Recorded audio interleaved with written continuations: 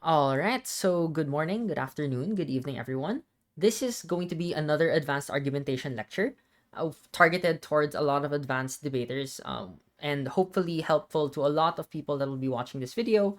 What I want to focus on instead for this video compared to the last one, which was a crash course on debating, is that I want to just dial in on focusing on some of the concepts that we discussed and apply them to a little bit more difficult motions this time so that we could see how it could be applied at a relatively higher level. But in any case, if you have not yet watched that video, I hope that this video on its own still can stand in introducing some of these core concepts that David and I really thought about a lot and tried to condense into an understandable topic within the 90 minutes or an hour whenever this lecture could be delivered. So if you're also a teacher and you're also watching this video and you want to also educate it and show it to your kids, I do hope to that you remember that these topics could be applied in any type of motion, whether it's easy, intermediate, or difficult. And a lot of these concepts are there to help elevate your debate a lot better. So I'm also going to be highlighting certain points of this video where you might be able to run these modules and run these exercises for that type of audience. And I hope that could be pretty great for you as well. All right. Anyways, so there are three core concepts that I talked about in the last video that I want to also reframe and also talk about in this video as well. The first topic is going to be on multi-layered points, which is a discussion on likelihood. What we're talking about here is that when we are proving something to be the case, there are multiple pathways to explain why this is true. And one of those ways is being able to provide many independent reasons that demonstrate something to be more true than not. Of course, debate is not absolutist. We don't debate on a gray area. We don't debate on black or white area. We debate on the gray area on what happens in between. And what we discuss here is that we want to demonstrate that something is more true than not in a vast majority of cases, which is what debates usually exist on. Second, the second skill that's important to train is, in my opinion, the strongest level of response, or the most inherent response that really wins a debate for you outright if you employ it well. And that is a comprehensive counter argument, which is when you are identifying the entire argument of the previous speaker or another speaker and you claim all of it to be true and you demonstrate it that at a certain point it works for your side, and you're able to claim that logic which they've begrudgingly worked towards as your argument, and that is how you can demonstrate it for your side to win. And then the last concept I'll be focusing on in this video is on the true comparative, which I think, as you've probably been watching many of my other videos recently, is probably the most important concept that you need to learn to be able to really sharpen your arguments and really focus up and nuance your arguments at the highest level. And if you've watched my other video, one thing I demonstrated there is that there are layers, levels of a true comparative that you will eventually realize the more you go into more complex motions, so that close reading becomes more and more important the more advanced you become as a debater. So usually you might start off, you know, reading the motion and debating it superficially in terms of defining it. Of course, on that level, I encourage you to already read motions closely. But when you become more advanced, you might be a little bit more lazy to try and really define certain terms and certain parts of the motion more precisely. And that is a pitfall. You really have to read motions closely, even if you're a very, very advanced debater. And I think this is one thing I also want to highlight at this point. All right, game. So, multi-layered points. There are many ways you can prove an argument to be true. You could prove it in terms of providing a broad set of reasons as to why something is more likely to be characterize to be true, or you could provide many deeper mechanisms that demonstrate why something is more true than not. One single thing is more true than not. So we characterize that, or we compress that into the concepts of breadth and depth. So breadth would be how many ways can we reach the same thing, the same conclusion, which is the characterization or the impact or whatever argument idea you're trying to promote. And depth is basically what are the in-between steps to get to the next point, which is basically demonstrating why one single part of that is true than not. And there are many different conditions or situations where one strategy is more useful than the other. You'll eventually learn to determine that for yourself. But one simple rule I would say right now as to when you would want to prove something in terms of breadth versus something in terms of depth is that breadth, you would probably demonstrate that or use this strategy when the claim that you are trying to demonstrate is not necessarily that believable unless you demonstrate multiple sources for why this is likely to be true. And one of those reasons alone is not strong enough. And depth, you might want to demonstrate this if, for example, the claim you are making is relatively believable, right? It's very, very not so contentious, but you want to reinforce this point very strongly so that they can't quite easily respond to this argument with an entire different point that they want to outweigh it against, right? So you want to really know which parts you want to beef up in terms of argumentation. And that's really the main point of multi-layered points. You want to layer it with more proofs where it matters. And sometimes that will matter in a certain part of the argument, and sometimes it will matter in terms of broadening your comprehensiveness so that you could tackle more ground, so it makes it harder for the other team to respond to.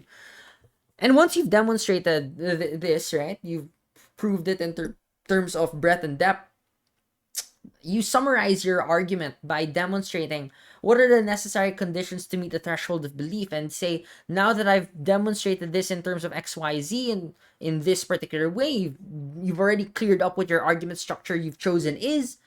Once you've selected that for yourself, then you explain why this standardization that you've proposed is the most valid pathway for proving an argument.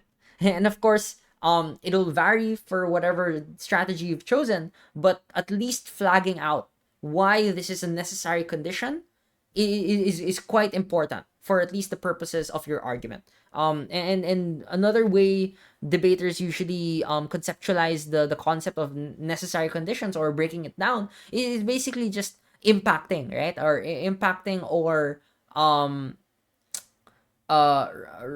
really explaining the so what of your argument, which is now that I've explained all of this stuff, now that I've spammed all these reasons, what does this mean for the argument? What does this mean for the debate? Why is this a necessary argument that you must consider given the reasons I've demonstrated? And that's basically it, right? I'm gonna now proceed to go into some examples to really illustrate this point, and then we're gonna go into some motions. So the first example would quite easily be this house would implement a carbon tax. The claim you'd want to prove could be a carbon tax would reduce the amount of carbon dioxide that is released into the environment. Conceptually, right now, there are multiple ways you could prove this argument, right? And one of those structures that you already might have in mind is the most simple one, which could be you'd implement the carbon tax, which is the model that you're proposing in the government side. And then there's a missing analysis that you will fill in. And then it leads itself to the conclusion that carbon dioxide released is reduced. And then, of course, you know that you will beef up this argument in multiple ways, right? You beef up the first part, which is a carbon tax is implemented. Is this a credible carbon tax? Is this a very well-proven mechanism? And then you will connect this model to your analysis, which is whatever you're going to argue later. And then you would provide the conclusion and then impact that and demonstrate this importance, which is carbon dioxide release is reduced, and of course this is a good thing in XYZ reasons for a certain goal or a value, like alleviating the problem of climate change, etc., etc. If you were to prove it in terms of breadth, you might say a carbon tax makes it more expensive, it makes it less profitable, and it makes it less competitive for certain companies. And of course, there are multiple explanations, but when you're proving something in terms of breadth, right, you know that each and every one of these reasons are not really strong alone, but they're very strong when put together. And each one of these reasons you could explain a lot more, but you don't really need to, because the more you explain it, the less, or sorry, the there are diminishing marginal returns. And let me just show this while giving the example. For example, if you're saying carbon tax makes it more expensive to produce high carbon products, you're focusing on one dimension of the standard of what is the decision making process of a company. Another standard would be a carbon tax makes it less profitable to produce high carbon products, which is the standard of profitability. So companies will invest in more efficient production. And then the last one might be a carbon tax makes high carbon producing companies less competitive. So they have less capacity than low carbon producing companies. So if you notice, and a common question that is asked is, how can I know how to spam more reasons, and how am I able to produce a lot of material? One way to do so is by looking for a standard, a standard universal incentive structure that you can replicate among different sources and among different reasons. So one standard you might be using here is, what is the decision making process of a certain company, and you'll have those standards in terms of expenses and costs, profitability and viability of this type of model, and then maybe competition, which is like it's an incentive related to other parties. So to an extent, these are independent of one another. If something is not that expensive but is competitively good, then you'll still have this reason stand. If something is not that profitable but it is also not that competitive, then it will also change your reasoning. Of course, it will stand in for some cases, right? And that's why breadth is very powerful, because you don't need that much effort for each and every individual reason, but it's quite believable because of a standard that you're unifying, and you're able to provide multiple independent sources that make it very productive for your argument, right? And I analogize this with my library example, which I've also given in multiple other videos. You could say that a library is a very productive study space because there are research materials that are available, because there's an authority structure and rule set that says you should keep quiet in a library, and because of a self-correcting social culture mechanism where everyone else goes to a library to study, and so everyone mutually agrees that they will study in a library and keep quiet and not bother one another. So if you could provide more reasons as to why I will be obedient to a teacher and a librarian, right? You could go deeper and deeper into the psychology of why you are socially conditioned into following a teacher, right? But it's not that necessary, right? You are better off providing more reasons as to why you would likely study in a library. And so that is why this is an efficient structure, and that is why this layering strategy for breadth in this case works very well. If you were to focus on depth, on the other hand, you would say a carbon tax means that higher taxes are levied for goods and services with high carbon emissions in the supply chain. And then you'll deepen that analysis more. When companies pay higher taxes on goods and services, which is what I said in the previous idea, that reduces the profit margin of high carbon products. And then you would say having lower profits means that companies have less resources to reinvest into expanding coverage, decreasing product output. Why is this necessary? Depth may be necessary if you want to really gear your analysis point towards a particular conclusion. And you need to provide that pathway through deeper and deeper steps and logical steps that are well connected to one another. So for example, you know, a carbon tax means that higher taxes are levied for goods and services with high carbon emissions in the supply chain. This may mean multiple things. That could lead to multiple different ideas. So deepening that analysis to focus on profit margin, it reduces the possibility plane of your argument. So you're able to reach the next conclusion of having lower profits means that companies have less resources to reinvest into expanding coverage. And then you narrow it even more and say that it decreases product output, meaning that you have less carbon emissions. And so your initial idea that it's less profit margin is now narrowed down to directly contributing to less carbon emissions in the atmosphere. And so my rule of thumb, as I mentioned earlier, is you would focus on depth if you feel that the intuitive idea or the reason you've provided is not that believable, but it's very critical to this debate. So you need to provide each and every step to explain that to be the case. So, right, a while ago, the librarian example, you don't really need to go so deep into the why you have a social psychology to follow a librarian all the time, because that's not relatively that contestable. But for this one, the link between profit margin and reducing product output is a more contestable claim.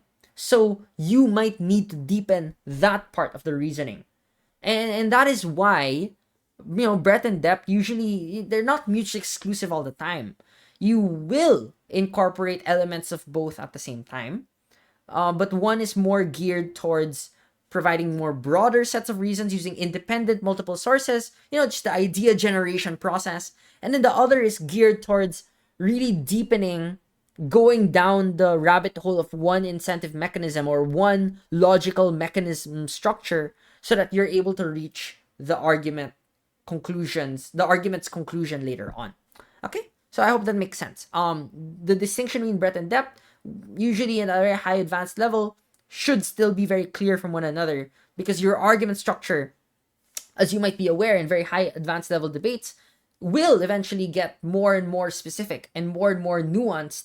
And you need to be very, very cognizant of when you are going deeper into your analysis or when you are going broader in your analysis so that you know what you should prioritize at any point in the speech. Okay? So, having demonstrated the argument now, you will summarize the argument. In order to lower carbon emissions, we have demonstrated that a tax policy has to disincentivize pollutive activities, target polluting stakeholders, and be meaningfully enforced. Well, this is just a quite convenient part to put this standardization, because you've already demonstrated in the argument. And now you're just putting it all together to make sense for the judge, as opposed to just doing this early on in the speech and then the judge might forget about it. You just need to provide more reminders as to what you have actually done in the argument, given the amount of material you've just thrown out in the speech. So if you throw out all that material and you've demonstrated your argument very well, providing your standardization or here your reasons for the necessary condition or this being a necessary condition, then you have basically just summarized your argument by showing what your pathway was. So, in my opinion, you should always do this. Not only at the end of an argument, but if you don't have time, then at the end of the argument is always the most convenient and is the clearest part to do it. And it always helps to always be very, very explicit with what you are doing in the argument as a separate piece of material compared to actually doing the argument. And you'll realize this more and more as you debate more and more. All right. At the end of this first portion, usually what I would ask my participants or audience members to do is to do a quick exercise activity. And you could also do this for your own students as well. If the motion were this House believes that government should abandon the strategy of decapitation in fighting terrorism, where the info side is as follows, that decapitation refers to the strategy of targeting terrorist leaders for assassination, I would ask the question of, um, if you were government side, how would you prove the claim that the strategy of decapitation worsens terrorist activity? And you could choose between whether you'd want to use a breadth strategy or a depth strategy to be able to demonstrate your argument, like a primarily broadening strategy or a primarily deepening strategy to explain your argument. And this is a great example because and you could pause the video here, but then I'm gonna say the answer now. It's a great example because there are certain parts of the argument that require a lot of broad explanations, and there are some parts that require deeper focused analysis. So, for example, if you were to choose the argument on it worsens terrorist activity because it um it destabilizes the internal power struggle within terrorist organizations, then you might require a deeper analysis as to how assassination or the threat of an assassination leads to, let's say, mass and excessive securitization and distrust within the organization, and that distrust leading to how power vacuums could be formed, or how terrorist organizations become more isolated from one another, and how competition changes the incentives of individual terrorist leaders and warlords within these organizations, and how this lack of cooperation and competition leads itself to more radical action, right? These are multiple independent steps that require a lot of analysis at each and every part, because they are calling back to different incentives that lead to a deeper argument. And the last part of a conclusion, which is that there's more radicalization and more worse devastation, all starting from the argument of, oh, there's a threat of decapitation, or the threat of the US military engaging in this particular strategy, right? So that's where a deeper strategy is usually beneficial.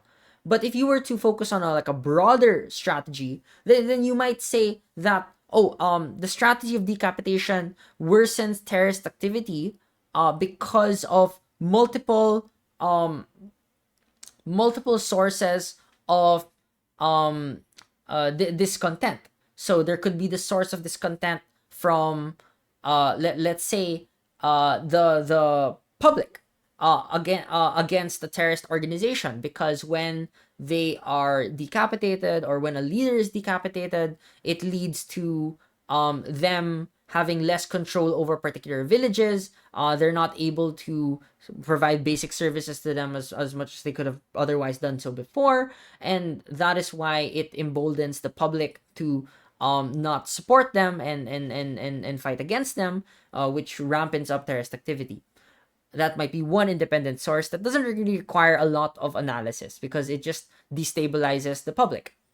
Another independent source might be that the strategy of decapitation creates a lot of uncertainty on the part of international forces. So, right, I hope you're realizing that you've already made this source of threat from the international community, the fact that they might military intervene, or they might assassinate you at any point in time, taking out any possibility of any other international foreign policy. And then there's also the threat from the domestic local era, the local population, which is that they might not follow you anymore given decapitation is possible. So these two sources, they're equally relatively strong enough, and they target one particular incentive mechanism, which is that this causes terrorist leaders to spend a lot more on increasing terrorist activity right now, because they are afraid of being assassinated. They are afraid because of international community, and they are afraid because of the domestic population. And that's probably very sufficient. And you could provide more sources outside of that that affect the individual psyche of one actor or the terrorist leader. And then the conclusion is still the same, that it worsens terrorist activity. So I hope you're realizing that That is where breadth works very well. It works well when you have one target for what you are proving, right? Which is the standardization of this is the incentive structure of a terrorist leader. Let me see how it connects with each and every source, international community, um, this other domestic population, etc., etc. And then you prove it from there. So I hope you realize that breadth is not really just like, oh, I have to provide the political, social, economic aspect of an argument, right? That's not really what we're doing here. That's an oversimplification of how we make multi-layered points, right? Those are just like different, different aspects of an argument. But when we are proving a point, we are using an incentive structure.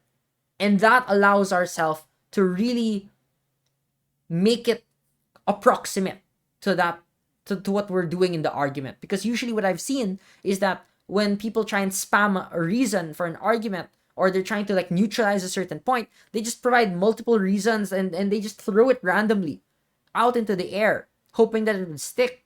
But it won't stick unless you are using a certain logical structure that unifies your broad reasons together.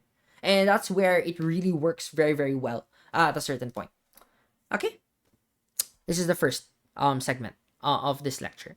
The second segment will be on comprehensive counter arguments, which again is my shortest commentary on in terms of responses. Now, again, as you might be aware, there are multiple ways you could respond to an argument. And at this point in your career, you've probably realized that some responses, you could say them as many as you want, but they're not all efficient and they're not all going to be as effective. So you will have to cut out some responses. And oftentimes, you want to look for the strongest response. And in my opinion, this is the strongest version of a response. You might concede an argument, you might say that the argument, and you might weigh it down as less important. You might say an even if argument, but you're going to provide another argument that tries to outweigh that anyways. And those are arguments that are still very strong, like a concession and then weighing it out against something else, or an even if argument and then trying to make something out of that. But what I want to tackle here in a comprehensive counter argument is really trying to spin everything, or spin a very critical part of an argument from the other speaker and other team, and use it against them using the same momentum and force that they used in analyzing that argument.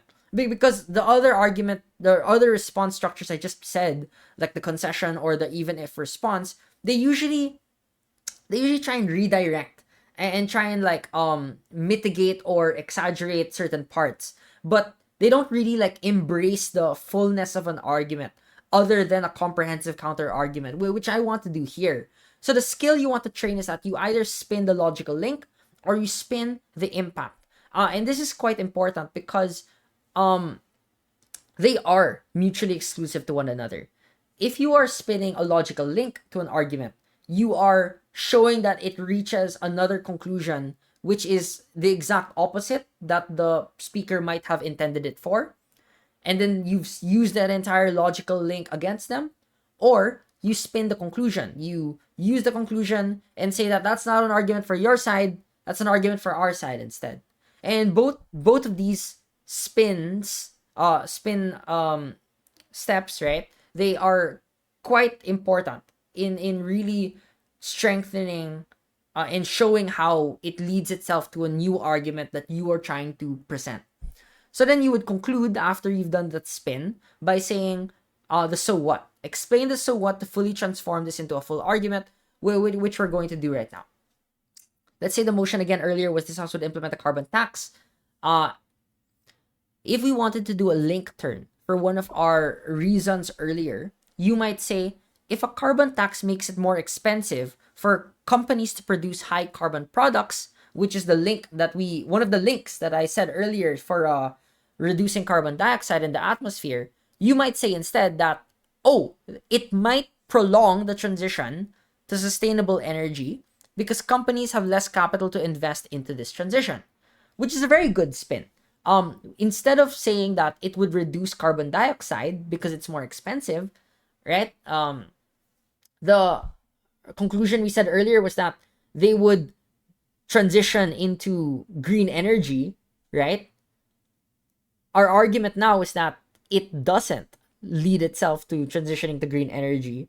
They won't change the products that they choose. You're prolonging that transition more because now it's more expensive to invest in capital for this transition. So now we've actually specified the standard in a sense. We're specifying the standard of what is the condition for this argument to be true. And we're saying it's not only the fact that you're making it more expensive, but it's that now the expensiveness contributes to less capital for green investment in this particular technology. So now, I hope you're realizing that a link turn or any comprehensive counter argument is a new argument. You are reconceptualizing the argument using mechanisms that they used and sharpening it for your uses, which is why it propels your argument further. And I hope you're realizing that this analogy works very well here. And then if you were to spin the impact, you might say this. If a carbon tax makes high carbon companies less competitive, which again was another component of the argument earlier, this may have the counterintuitive effect of creating monopolies for existing players in the green technology market. Again, which contributes to climate change more because it makes it harder for people to go into the green technology market. So now, what are we deepening in this one? Right? A while ago, we were just saying that, it makes it less competitive to be high carbon producing, so they will just shift to less carbon efficient production in their company, or they might move and prop up other companies instead. So now we're saying that it actually makes it harder to enter into the green technology market, and instead those existing players that are already established in the market will be privileged a lot more. You create artificial monopolies because of this carbon tax, and that is why it becomes harder and harder for more people to enter, because the people that were initially, that would have otherwise invested into the green technology market and transition on their own, are now being stifled because of this tax. So I hope you realize that the impact turn here is still utilizing the competition mechanism. But now we have massively expanded on what this means, where we're deepening this analysis a little bit more by saying that, oh no, you are creating monopolies in the green technology market. So even if it is less competitive, precisely because it is less competitive, you have efficiently locked out other people from entering into green tech. So I hope you're realizing that that is where spins work very, very well, because you don't need to redo the argument on competition. That's quite easy and it's quite agreeable. But the part that is contentious now, we've deepened the contention more. And we've deepened the contention into saying that it is now about whether the existence of these monopolies is good or bad, and whether or not they can actually transition into entering into the green tech market because of state intervention. And so now you're putting the burden on the other team to try and specify their analysis more. Okay? I'll give another example. Let's say the motion was this house supports tiger parenting, and government makes the argument that parents know best about their children, leading the children to perform better in their adult life. And of course, they can provide multiple independent reasons as to why that is the case. They could talk about why performing better in adult life is the most important thing in this debate, and they could outweigh that against like the emotional, psychological harms that might happen early on while they are a tiger parent. And you're opposition. So opposition may respond using the spin tactic by doing this. Parents don't know best about their children. They have unique biases, like wanting their kid to bring honor to the family. So even if they did know best, the power symmetry between them and the kid makes it hard for them to know when to stop. So now what you're saying here is and here I'll summarize it in the conclusion already directly. Parents actually don't know best about their children. And in fact, this increased bias and self-perception leads to additional abuse behavior, which is a much graver impact on lifelong satisfaction. So I hope you realize we're doing multiple things with this conclusion now, huh? What we are doing is that we have leveraged their analysis on bias and knowing about their children a lot, and saying that yes, they know a lot about their children, but it's not only what they're saying at government side. It is this self-perception and this self-knowledge and bias that people have, parents have on their own children, that they think they know best about their children, that actually worsens abuse, which makes it hard for them to perform better in adult life because of the way in which this affects their trauma and emotional well-being. So, for the purposes of the example, I want you to compare this way of responding compared to just saying that, oh, we believe that emotional trauma and psychological trauma is more important, so we don't really think that this performance argument is really that important. So here you're just losing out on so many opportunities to really utilize their analysis against them. So without utilizing the bias and self-perception premise of the other team, you're really just allowing them to get away with it by just saying that parents know best about their children. And so they could utilize that in another response by saying that, oh, they know best about their children, so they won't always be incredibly abusive. And they know best about their children because they know when to step back.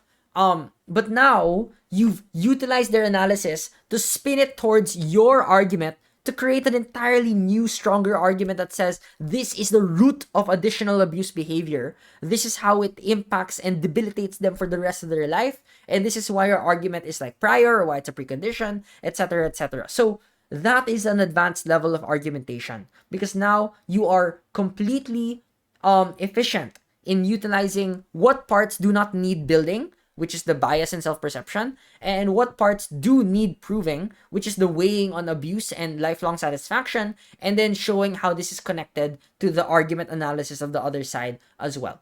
Okay? At this point, I would give an exercise to those that are usually in the audience, and I'll give the exercise to you as well. Pause the video here. Let's say the motion was, this House believes that Black Lives Matter movement should enhance open carry gun laws and engage in armed community patrols. And again, it's another HWS round robin motion like the one earlier. And let's say you were at opposition. Government side constructs an argument that states that these armed community patrols are a good measure of self-defense for these communities, where they can deter others, including the police, from encroaching on these areas. This deterrence allows these communities to stay isolated and protected from police abuse. And they could go even more hard line on this, right? They could say that this is very, very good because of the right to self-defense, because we want to mitigate the worst excesses of police brutality. We think this is the most important thing for vulnerable actors. And we believe that this is quite important for us to be able to build our own community separate away from the discrimination that occurs outside of it, because we believe trust is very, very important with our institutions, which we can do so long as we do it as a social movement together. And they could argue that this is unifying for the social movement, etc., etc. So this is a very fantastic argument. So I want you to realize that when you are faced with a very, very strong argument like this, right, you should not shy away from spinning parts of the analysis that you think are built very well, that you could utilize for yourself, right? This is very, very good. It's a very, very good opportunity. When you see a very, very well-built, well-proven argument, don't be afraid to spin that argument. So now, at this point, I want you to think. There are two ways to spin this argument. There's the spinning on the logical link. There's the spinning on the impact. And you could choose what to do. So, if you've already paused the video here, I'll give the answer. If you were to spin the logical link, you might say that instead of leading to the mitigation of police abuse, which is the conclusion of their argument, we will agree it might deter others from encroaching on these areas. But it won't mean that they will be deterred permanently, nor will it mean that the police are not going to be present or will not want to retaliate against the increasing use of guns and existence of open carry guns in these communities or the use of armed community patrols.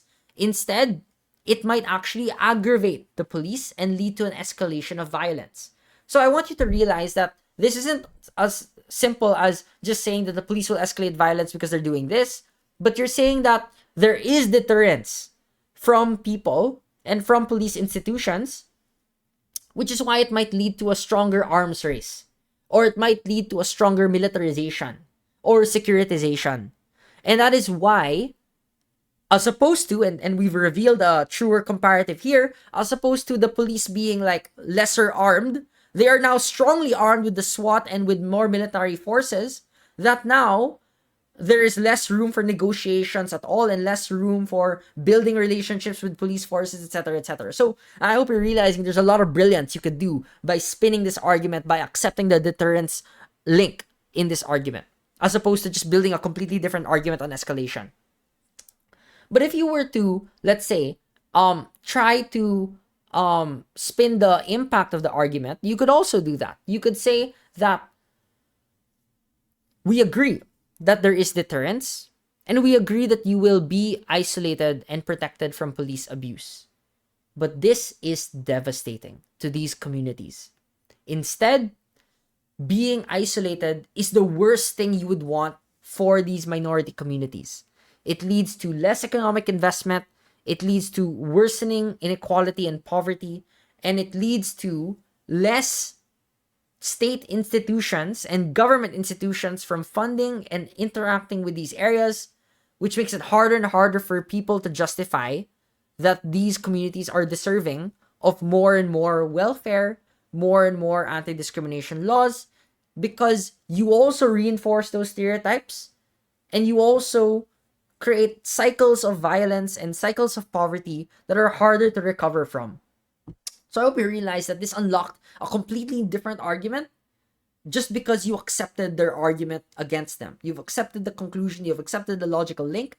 Now you're spinning it into an entirely different argument that you could weigh to quite easily be more important than the initial argument, right? You could say that, yes, you're protected from police abuse, but it means you're all poor. It means that you're poor permanently. It means that you will go into violence against one another. You can't sustain the trust with your own communities. You could branch out this one argument into multiple comprehensive arguments that are very, very strong as well. And you could give all the broad or deep reasons to why this is the case.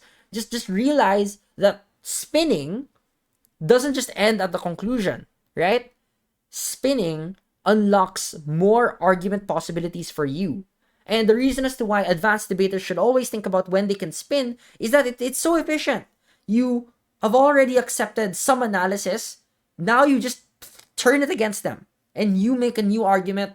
That's when the debate starts. And that's how you're able to elevate your arguments further. Okay? All right, so that should be fine for this portion. Now we move on to the last segment of this lecture. Now I would talk on the concept of the true comparative. I've already talked about this in brief in the other video. I really would encourage you to watch that brief portion of the other video as well. But for this purpose, I want to summarize it for the advanced debaters by also rephrasing and reconceptualizing what a true comparative is. All arguments rest on an implicit starting point to illustrate a harm or a benefit. Some arguments start further than that starting point subtly, and the true comparative works by attacking that evidentiary gap. So, arguments don't just assume black or white. They don't just assume that we're arguing about something in a vacuum. Like, we never just provide reasons for why something is true just because we need reasons for why something is independently true. Like, most debates will always involve some comparative analysis, even within the reasons that you are building, especially within the reasons that you are building. And so, an advanced understanding of a true comparative is that we are always nuancing our argument relative to the specific contention that their arguments are dependent on. And so, true comparatives are not merely ways to just read an argument or read what the conclusion or what the core contention of the debate is. It's not just reading a motion, but true comparatives are also about deepening your own analysis with respect to the multiple true comparatives that the debate also tackles, or that the motion also tackles. And I do want to get into this and do a little bit of a deep dive on this as we move on. So let's say the motion was this House would implement an automation tax. This House would implement an automation tax starts with assuming that you place a tax on corporations that automate more. It would be easy for government to start right away by claiming that it is necessary to reduce automation and let labor markets catch up. But notice that it's not just that. A true comparative in this motion could claim that this intensifies automation by creating monopolies and shutting out competition. So now, there is the superficial but still very relevant core contention debate, which is that an automation tax is about whether states are able to intervene more or whether we should leave it up to the private market, which initializes itself in terms of the classic debate on protectionism versus free market philosophy. But here, you could also make the debate a little bit more specific, elevating your own principles and your analysis as well. That a true comparative is about intensifying automation and making the market less accessible or not. So it's not just about the free market, but whether or not monopolies enable better competition, or whether state-induced monopolies are good or bad, which is a fantastic, deeper debate that allows you to use the same conclusions as earlier, right? You're still going to talk about the credibility of state institutions. You're still going to talk about whether this is going to be good for workers, etc., etc. But now those conclusions are either aggravated or they are weakened or massively mitigated at the point at which you are specifying it in terms of competition dynamics in this one, and then deepening your comparatives there. So how could you deepen this comparative further? And as I mentioned, you could deepen this comparative by also talking about whether states are good at choosing winners or losers. So now, initially, right, you might make the argument about, an automation tax is bad because now the corporations are going to be hindered. We can't regulate them as more anymore. That was a great argument already in terms of regulation. But now you could specify that argument further by saying that, now it's about regulating monopolies. Now it's about how we could interact with the private sector, middle SMEs, and whether they will be bought out and be subservient to more mergers and acquisitions by larger monopolies that are already aggressively automating, etc., etc. So now, you could still utilize the same arguments. You make them more brilliant by using true comparatives. There are also multiple applications for where this is the case. I've also mentioned this in the other video as well, but I want to mention it here. This house supports the rise of X. The rise is the debate. Let's say it was about like this house supports the rise of commercialization of Christmas. The commercialization of Christmas, the rising commercialization of Christmas, for example. And so you might say that this was aggravated as a consequence of the use of e-commerce and the use of social media and algorithms that are more targeted towards aligning with the preferences of people. So you would say that now, yes, we're spending a lot more, but we're spending a lot more things on stuff that is more relevant, more targeted, more meaningful for a lot of us. But you could also make the argument that they are spending a lot more because they're more addicted on these platforms. And the more they are more overwhelmed with this information, it becomes harder and harder for people to really genuinely control their finances or control the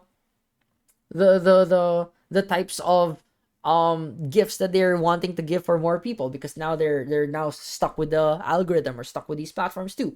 Which just elevated the initial contest in this debate, which was on how commercialization enabled a deeper understanding of Christmas because people were having more fun with it, or maybe it dissuaded the possibility of being able to create more highly less commercialized gifts in Christmas. Might be possible, who knows. This house would allow the UN to hire private military contractors in armed conflicts. You would say the comparative is someone else will hire PMCs. And you might even deepen this true comparative a little bit more. That now, if you initially made an argument about proxy wars, and how other rogue states might also do the same, now you might say that proxy wars would also be aggravated as a consequence of, or even like be mitigated as a consequence of PMCs being utilized in these conflicts, because now they don't require the same types of militarization of domestic political forces from these government institutions from these own states. So in one sense, you are now making a deeper argument on diplomacy, and how it evolves from, the offshoring or outsourcing of armed conflict, as opposed to using a draft or conscription, or using rebel groups or existing armed groups that would have otherwise, incited more conflict and led to more violence. So on an advanced level, I hope you realize that now this motion could have just initially been about whether private military contractors are good or bad,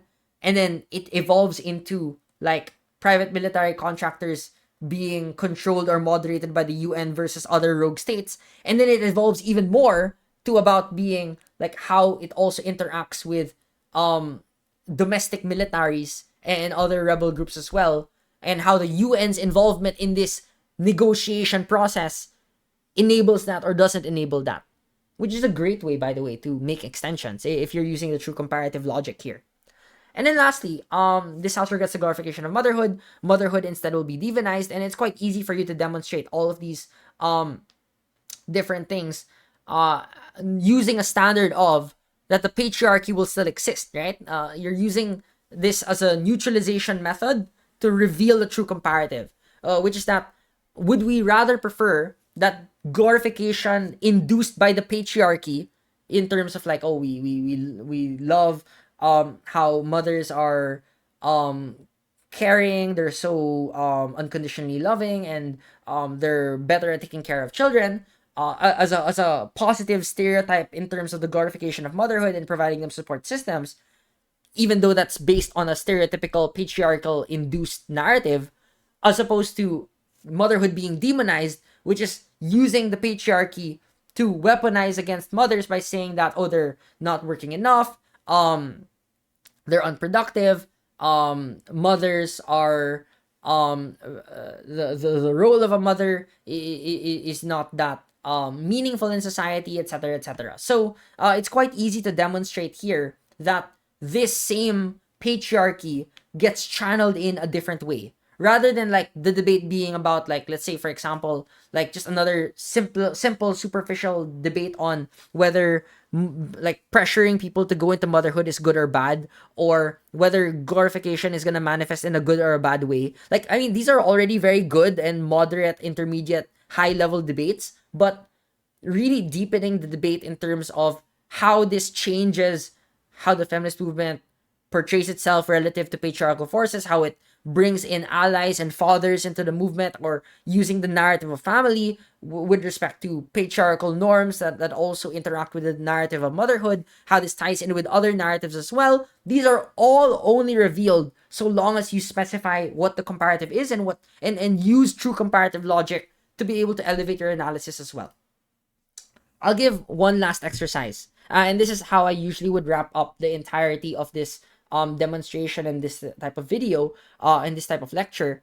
I would give the example exercise on this house believes that the incumbent U.S. administration should disqualify Donald Trump from running in the 2024 election. And let's say, let's assume if you're watching this video like years from now or whatever, this is happening at this moment, right? And you're in opposition.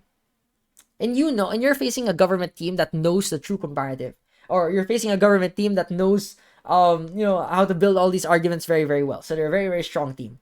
And so government says this debate is not about whether Donald Trump is good or bad.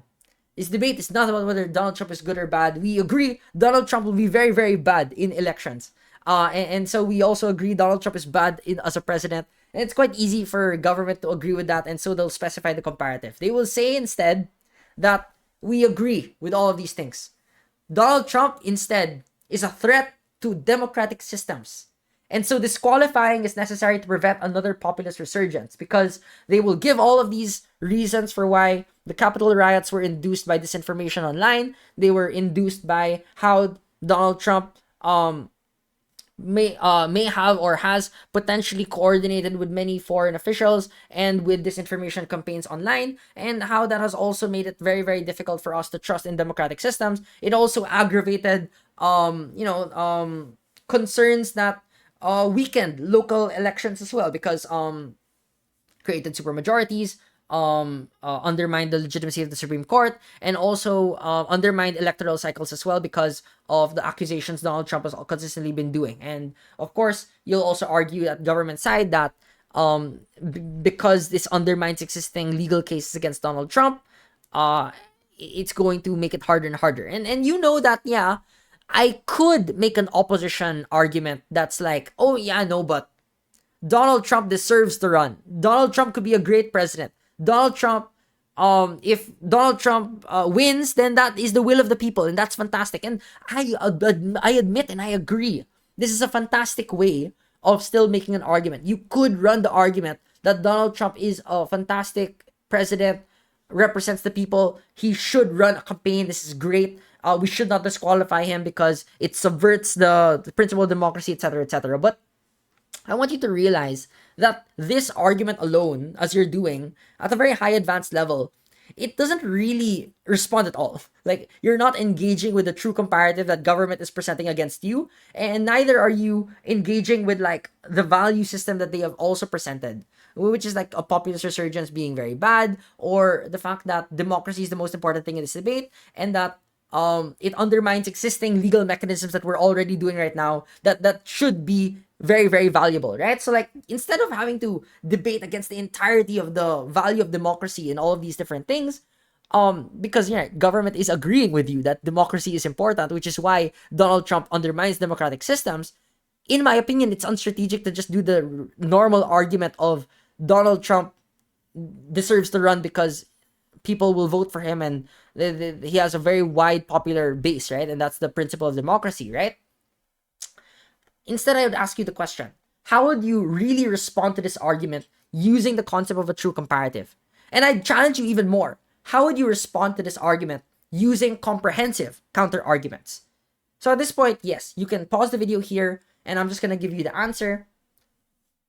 If you've paused the video, the answer I would give would be the following. And I hope those that are teachers and coaches, you also guide your students as well in really like going through this example as well, and really thinking about the decisions they are making when they are thinking about this argument. I would start by saying this debate is not about whether Donald Trump is good or bad. I agree. And neither is this debate only about whether Donald Trump is a good for democracy, or a good against democracy, or is bad for democracy. We agree with the government side that democracy is quite important. However, this debate is more so about whether or not Donald Trump running in a formal election campaign or outside of a formal election campaign is going to be productive for democratic systems or not.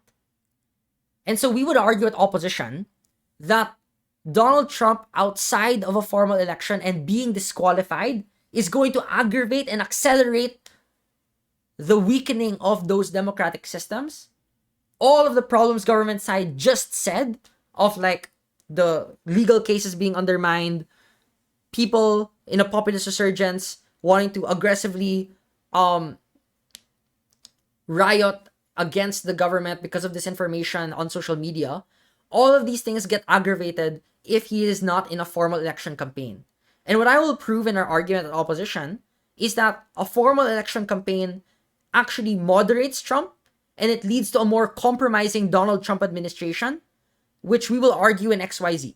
And you could talk about the Republican National Congress. You could talk about him politicking with other Republican moderates and other segments within the population. And then, in my opinion, this is a more workable debate to work with as a strategic response using a true comparative that elevates your analysis. You could play a lot with this more, but this is a great starting point for just a lot more argumentation. As opposed to doing the initial strategy of, oh, Donald Trump, great for the people, right? And great representative of people. And you could even argue popular surgeons is a good thing or whatever, right? But these arguments don't really tackle the undermining democracy point that much. And you can only do that, and you could still run that argument, right? That he should run and he has a right to run, so long as you're running the argument that he is a compromising and moderating force, so long as it is within a formal election campaign. And that is what this debate is about. So it's kind of like you're playing along with the process argument and merging that with a true comparative argument. And those concepts just make for brilliant arguments as well in this particular case. Okay. For the bonus question, my answer would be, and this is quite easier to answer as well, but I hope you're doing the exercise too. You could either spin the logical link and say that if Donald Trump is a threat to democracy as a consequence of being in a formal election campaign, let's say you already did the true comparative analysis, you would say that this is not going to protect against another populist resurgence. It actually might lead to accelerating, undermining democratic systems, because he can do it even more so when he's in government, and populist resurgence could be even more so disparaging. That's one way you could respond. Actually, government could do that as well. So it's an equal response that you could do on either side. You could say that the populist resurgence gets accelerated if he's disqualified. Or you could also say that at opposition that the populist resurgence could actually be good. Again, mutually exclusive responses, but also valid responses, so long as you just understand what strategy you're choosing. And at this point, I don't really have a clear opinion on what's a better strategy, as long as you know which one you want to do in your own case, and as long as you're committed to it. And then if you were to spin, so that's if you were to spin the conclusion, if a populist resurgence would be good or bad. Okay, so that's pretty much it. So that's the concluding exercise for true comparatives and comprehensive counter arguments. Really not much more to say here. I'm gonna go and then just give a brief summary of what we've just talked about in this video. We went through multi-layered points. We went through comprehensive counter arguments. We went through true comparatives. And essentially, I think this is just a good starting point for really just elevating your arguments to the best advanced level that you can conceptualize them to be. These are the most important tools that you will need. And everything else, in my opinion, for advanced argumentation, for improving yourself as a debater, is just performing very well, executing it very well and efficiently, and also just immersing yourself into debates at that high level to really understand what decisions you need to make, what decisions that would have been strategic, you don't need to make anymore. And of course, that's for another time, other than now. But for now, these are the most important skills. This will already help you in winning most debates. All right, so thank you everyone. Have a great day, and thank you for watching this video.